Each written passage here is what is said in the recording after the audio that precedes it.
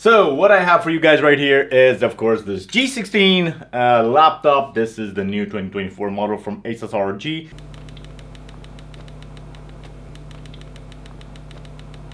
Is that the source of my noise? Yeah, that screw doesn't look good, and it came like that. So this screw right here, which looks like that doesn't look like that from me.